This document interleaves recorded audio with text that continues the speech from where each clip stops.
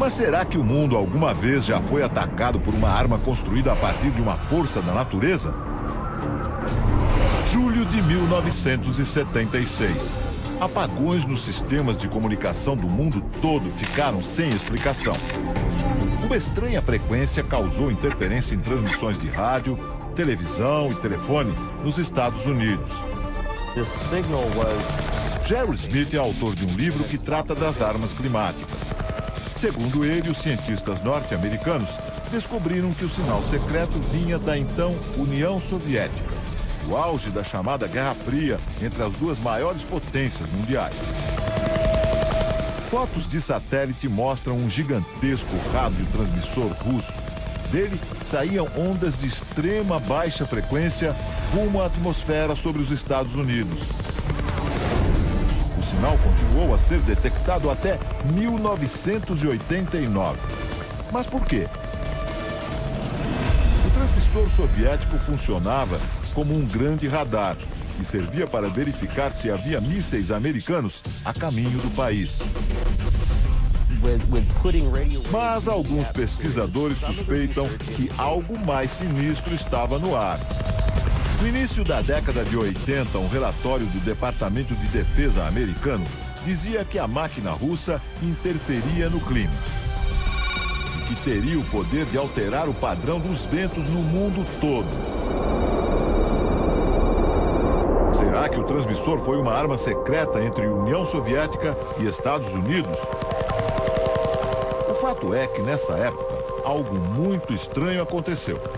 De 1987 a 1992, o estado da Califórnia passou por uma das secas mais dramáticas da história. As lavouras secaram e o gado morreu. O preço dos alimentos subiu vertiginosamente e a população ficou aterrorizada. Os especialistas em clima disseram que a causa foram as altas temperaturas que impediram a entrada de umidade na região, um fenômeno fora do comum para a Califórnia. Normalmente, os ventos de grande altitude levam a umidade para a costa dos Estados Unidos. As setas indicam que os ventos sopram sempre para o leste. Durante a seca, os ventos mudaram subitamente de direção e se enfraqueceram. É claro que os soviéticos negaram tudo. Este professor de táticas militares diz que negar faz parte do jogo. Afinal, nenhum governo se sentiria confortável em admitir que deu início a uma guerra climática. Coincidência ou não, em 92 os Estados Unidos começaram a construir este enorme complexo de antenas no Alasca, como parte do projeto conhecido como HAARP. A sigla em inglês quer dizer Programa de Investigação de Aurora Ativa de Alta Frequência. Um nome sofisticado para um projeto que começou na Força Aérea e na Marinha Americanas. O complexo reúne 180 antenas de 22 metros de altura. Juntas, elas podem apontar para qualquer alvo no céu e emitir milhões de watts de baixíssima frequência, formando uma trilha na atmosfera. Este militar americano diz que o projeto HAARP é usado apenas para fins de defesa. Mas uma outra teoria apareceu. A intensa energia jogada no céu pelo HAARP poderia ser um dos fatores do aquecimento global e das mudanças climáticas. O cientista Nick Bejic acusa o governo americano de sonegar informações e garante: as pesquisas do HAARP são utilizadas, sim, para provocar mudanças climáticas. Quando as ondas de baixa frequência atingem a camada mais alta da atmosfera, elas criam um espaço vazio e mudam a posição das áreas de umidade. O cientista simula o efeito do HAARP em laboratório. Ele produz uma nuvem dentro de um tubo. Embaixo da nuvem há um transmissor de ondas de baixa frequência extrema. Quando as ondas são emitidas, a nuvem se move para o alto do tubo e leva junto o vapor. O HAARP é apenas um dos transmissores instalados no planeta. Há outros 20 centros de pesquisa semelhantes que funcionam em lugares secretos. Para alguns cientistas, estes transmissores são capazes de alterar o clima em qualquer lugar do mundo. Mudam a direção dos ventos e provocam grandes tempestades ou secas. Até mesmo os furacões poderiam ser provocados. Não há como garantir totalmente que esses equipamentos são usados como arma climática. No entanto, alguns fatos levantam ainda mais suspeitas. Em dezembro de 2001, cientistas da NASA, a Agência Espacial Americana, fizeram uma descoberta. Eles concluíram que vários terremotos aconteceram depois de mudanças climáticas radicais. Será que o HAARP tem alguma ligação com as duas coisas? O Dr. Brooks pesquisa terremotos. Ele trabalhava numa empresa de petróleo e gás e utilizava as mesmas ondas de baixíssima frequência do HAARP para suas pesquisas numa região do Pacífico. Sem querer, ele provocou um terremoto de cerca de 4,5 graus na escala Richter. O cientista mostra como o terremoto aconteceu nessa maquete do local. Um alto-falante produz sons muito graves e faz o solo tremer. Uma rocha que está no alto da coluna se desloca e acontece o terremoto.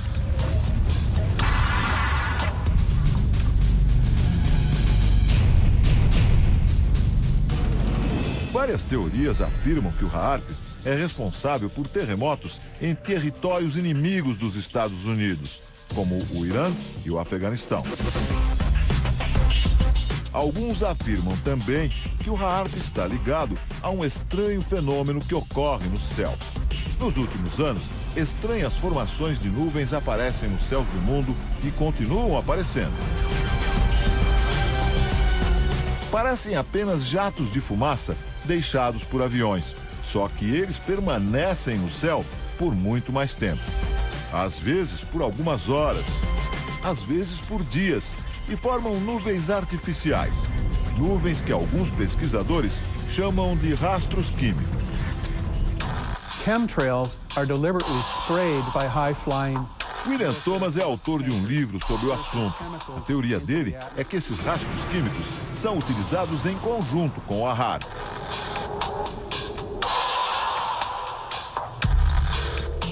Segundo ele, os rastros químicos secam o ar.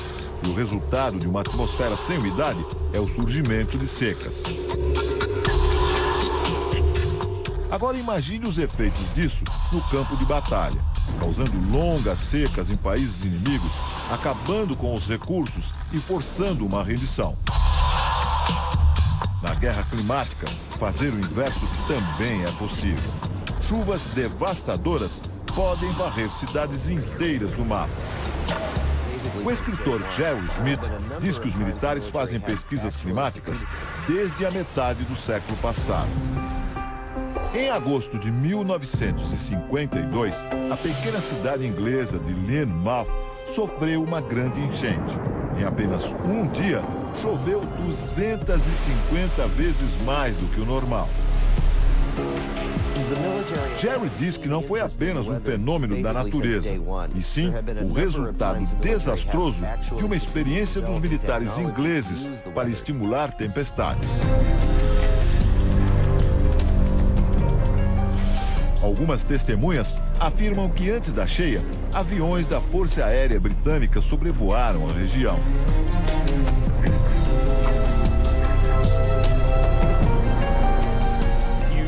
Nick Pope afirma que há relatos de que os aviões faziam manobras estranhas e lançavam produtos químicos no ar, e que muitos documentos dessa operação desapareceram dos arquivos.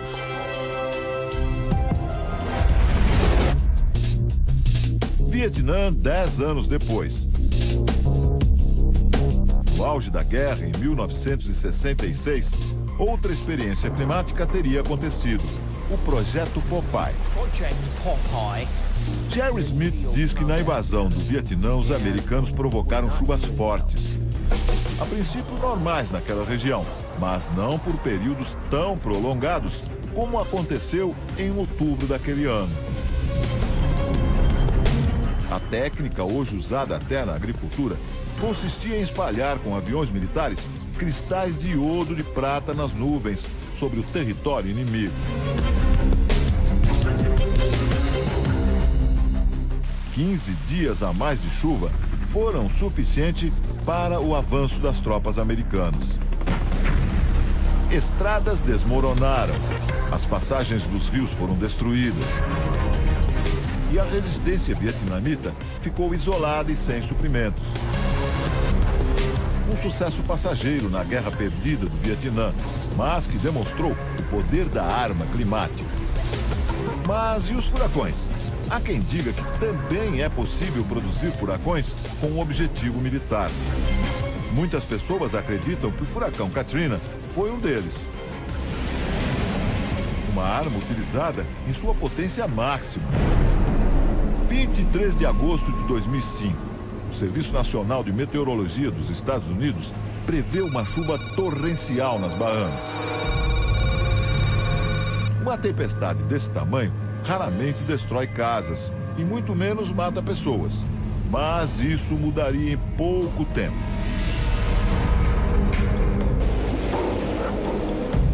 O furacão Katrina se tornou um dos maiores desastres na história dos Estados Unidos. 1.800 pessoas morreram e o governo gastou o equivalente a mais de 160 bilhões de reais para reconstruir a região.